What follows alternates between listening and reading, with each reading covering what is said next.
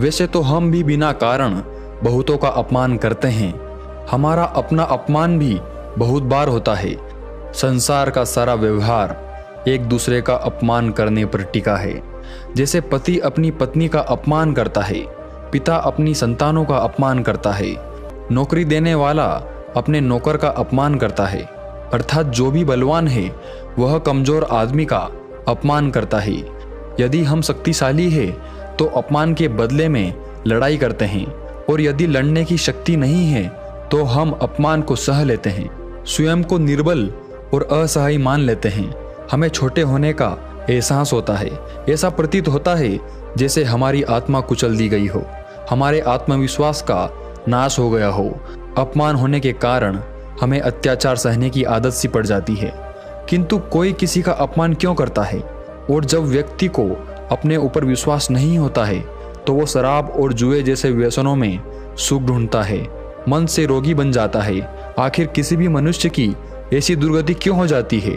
अपमान करने वाला वास्तव में क्या सिद्ध करना चाहता है? कभी आपने गहराई से विचार किया है? तो आइए समझते हैं भगवान बुद्ध की इस कहानी से। कहानी छोटी सी है लेकिन बहुत गहरी है। इससे पहले कि आप इस कहानी में खो जाएं, इस चैनल को सब्सक्राइब जरूर कर लें। तो चलिए कहानी शुरू करते हैं। एक दिन गौतम बुद्ध तथागत अपने शिष्यों को उपदेश दे रहे थे कि तभी एक शिष्य उठकर बोला, बनते जब कोई हमारा अपमान करता है तब हमें बहुत दुख होता है, निर्बलता का एहसास होने लगता है। अपमान होने पर जो अंदर मन में पीड़ा होती है उसका हम कैसे निवारण कर सकते हैं? बुद्ध बोले, यह सत्य है कि हर प्रकार के दुख का निवारण किया जा सकता है। महात्मा बुद्ध बोले, इसी संदर्भ में मैं तुम्हें एक कथा सुनाता हूँ। एक व्यक्ति एक गुरु के पास आया और उसने कहा, गुरुदेव, मैं अपने नगर में बहुत बड़ा धनी व्यक्ति हूँ। मेरा यहाँ बहुत सम्मान है, सब लोग मेरी बहुत इज्जत करते हैं। मैं जहाँ जाता हूँ लोग वहाँ खड़े हो जाते हैं। मैं चाहता हूँ कि लोग मेरा हमेशा ऐसा ही सम्मान करते रहे, मेरा कभी कोई अपमान ना करे। और अगर किसी ने कभी मेरा अपमान कर दिया तो मुझे क्या करना चाहिए? गुरु ने कहा, कल से मैं तुम्हारे नगर में एक प्रवचन दे रहा हूँ, तुम्हें वह प्रवचन रोज सुनने आना होगा। पूरे 10 दिन इस नगर में मैं प्रवचन दूंगा। अगर तुमने 10 के 10 दिन वह प्रवचन सुन लिए तो फिर इस पूरे संसार में तुम्हारा कोई अपमान ना कर सकेगा। उस धनी व्यक्ति ने कहा, जी गुरुदेव, जैसा आप कहे मैं बिल्कुल वैसा ही करूंगा, और पूरे 10 दिन मैं आपके प्रवचन सुनने आऊंगा और आपका हर प्रवचन बड़े ध्यान से सुनूंगा। गुरु ने अगले दिन से प्रवचन देना शुरू कर दिया। वह व्यक्ति भी वहां प्रवचन सुनने के लिए उपस्थित हुआ और अपने साथ एक बड़ी और ऊंची कुर्सी लेकर आया और उस कुर्सी को गुरु की बगल में लगा दिया। उस कुर्सी पर वह विराजमान हो गया। सभी लोग उस व्यक्ति के सामने खड़े हो गए, क्योंकि उस नगर के सभी लोग सेठ का बहुत सम्मान करते थे। उसने सबको बैठने के लिए कहा और गुरु से कहा, गुरुदेव चलिए अपना प्रवचन शुरू कीजिए, मैं सुनने के लिए तैयार हूँ। गुरु ने कहा, पहले तुम यहाँ से उठो और पीछे जाकर खड़े हो जाओ, जब तक कि मैं ना कहूँ मत बैठना। यह बात सुनकर उस व्यक्ति को बड़ा अजीब लगा, फिर भी वह उठा और गुरु के कहने पर पीछे जाकर खड़ा हो गया। गुरु ने अपना प्रवचन देना शुरू किया। बहुत देर हो गई पर गुरु ने उसे बैठने के लिए कहा ही नहीं। उसने गुरु को प्रवचन देते समय रोक कर कहा, गुरुदेव आप कुछ भूल तो नहीं गए हैं? मैं अभी भी खड़ा हूँ। गुरु ने कहा, कोई बात नहीं, तुम अभी खड़े रहो। पूरा प्रयोजन समाप्त हो गया पर गुरु ने उस व्यक्ति को बैठने के लिए कहा ही नहीं। सभी लोग गुरु को प्रणाम कर वहां से अपने घर चले गए। वह व्यक्ति गुरु के पास आया और कहा, गुरुदेव आपने मुझे पूरे प्रवचन के दौरान पीछे खड़ा रखा, आपने तो मुझे बैठने के लिए कहा ही नहीं।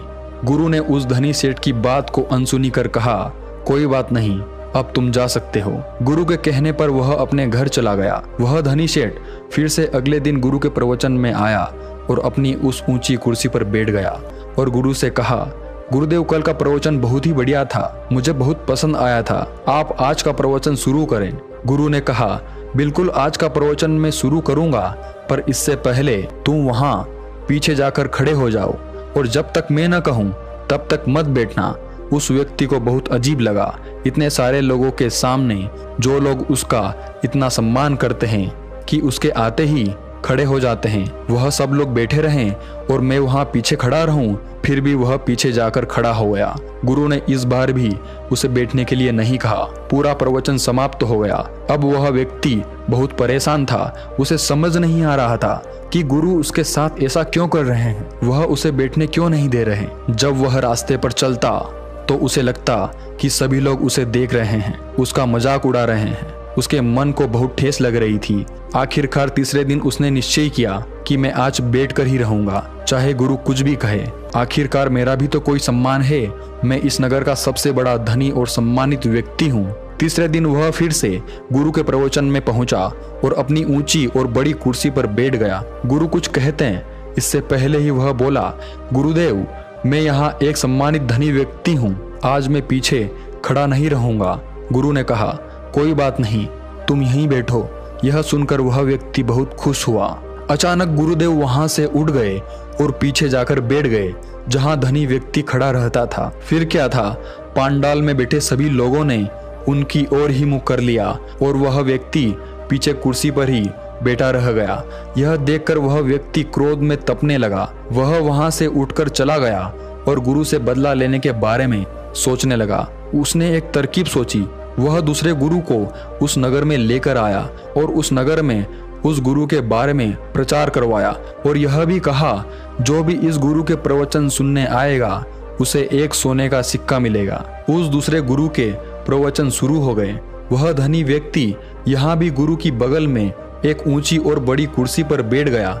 जब लोगों को पता चला कि उस दूसरे गुरु के प्रवचन सुनने से एक सोने का सिक्का मिलता है, तो सारे के सारे लोग सोने के सिक्के के लालच में उस दूसरे गुरु के प्रवचन में कूद पड़े। वहां बहुत भीड़ इकट्ठी हो गई। आसपास के गांव के लोग भी आने लगे। वह धनी व्यक्ति भी सीना चौड़ा करके हर एक व्यक्ति को एक एक सोने का सिक्का बांटता रहा। प्रवचन में आए हुए सभी लोग उस व्यक्ति के जय जयकार करने लगे। वह दूसरा गुरु भी उस धनी व्यक्ति की प्रशंसा करता। सब कुछ बहुत अच्छा हो रहा था। 9 दिन गुजर चुके थे। उस धनी व्यक्ति ने सोचा, उस गुरु के भी हालचाल देख लेता हूँ जिसने मेरा अपमान किया था। वह उस गुरु के पास पहुंचा तो देखा कि गुरु आज भी प्रवचन दे रहे थे। उनके सामने दूर पीछे एक व्यक्ति खड़ा था और वह केवल उस एक व्यक्ति को ही प्रवचन दे रहे थे। गुरु और उस प्रवचन सुनने वाले व्यक्ति के अलावा दूसरा कोई और उस पांडाल में मौजूद नहीं था और वह व्यक्ति अकेले ही बहुत शांति से गुरु का प्रवचन सुन रहा था। वह धनी व्यक्ति गुरु के पास पहुंचा और कहा, क्यों गुरुदेव, मुझे अपने पास कुर्सी पर नहीं बैठने दिया था ना आपने? अब मैं आपसे भी बड़े गुरु के पास बैठता हूँ। सभी लोग उनके प्रवचन सुनने आ रहे हैं। सभी लोग मेरी जय जयकार कर रहे हैं। गुरु मुस्कुराए और गुरु ने कहा, अपनी जय जयकार कराओ, मुझे अपना प्रवचन पूरा करने दो। उस धनी व्यक्ति ने कहा, आप किसे प्रवचन दे रहे हैं? उस एक व्यक्ति को, और उसे भी वहां दूर खड़ा करके रखा है। मैं उसे भी अपने साथ ले जाऊंगा उस दूसरे गुरु के प्रवचन सुनवाने के लिए। गुरु हंसे और गुरु ने कहा, ले जाओ। उस धनी व्यक्ति ने उस पीछे खड़े हुए व्यक्ति से कहा, चलो मेरे साथ, इनसे भी अच्छा प्रवचन मैं उन दूसरे गुरु से दिलवा रहा हूँ, और अगर तुम मेरे साथ चलोगे तो मैं तुम्हें एक नहीं 100 सोने के सिक्के दूंगा। उस दूर खड़े व्यक्ति ने मना कर दिया। उस धनी व्यक्ति ने फिर से कहा, चलो 1000 सिक्के देता हूँ। उस व्यक्ति ने फिर से मना कर दिया। उस धनी व्यक्ति ने कहा, चलो यह सब छोड़ो, 10,000 सिक्के देता हूँ। उस व्यक्ति ने फिर से मना कर दिया। उस धनी व्यक्ति के अहंकार को ठेस पहुंच रही थी। उसने कहा, इतना दूंगा कि तुम्हारी 7 पुश्तें बैठ कर खाएगी, जमीन भी दूंगा और 1 लाख सोने के सिक्के भी दूंगा। उस दूर खड़े व्यक्ति ने मना कर दिया और कहा, अगर तुम यहाँ से चले जाओगे तो जितना चाहोगे उतना धन दूंगा, जितनी जमीन कहोगे उतनी दूंगा, राज्य मांगोगे तो वह भी दे दूंगा। यह बात सुनकर उस धनी व्यक्ति की समझ में नहीं आया कि सामने खड़ा हुआ व्यक्ति कौन है। उसने गुरु से पूछा, गुरुदेव यह कौन है? गुरु ने कहा, यह इस देश के राजा हैं। उस धनी व्यक्ति ने पास जाकर ध्यान से देखा और राजा को पहचान लिया। वह सीधा राजा के चरणों में गिर गया और कहा, महाराज मुझे माफ करे, मैंने आपको पहचाना नहीं। तब गुरु ने कहा, क्या राजा के चरणों में गिरने से तुम्हारे अहंकार को ठेस नहीं पहुंचती? क्या तुम्हारा सम्मान नहीं घटता?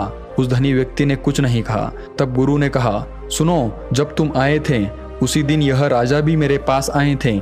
इनका यहाँ आने का कारण भी वही था जो तुम्हारा था। जो मैंने तुमसे कहा था वही इनसे भी कहा था, पर यह अभी तक वहीं खड़े हैं जहाँ मैंने इन्हें खड़ा किया था, और तुम वहाँ खड़े हो जहाँ तुम खड़ा नहीं होना चाहते थे।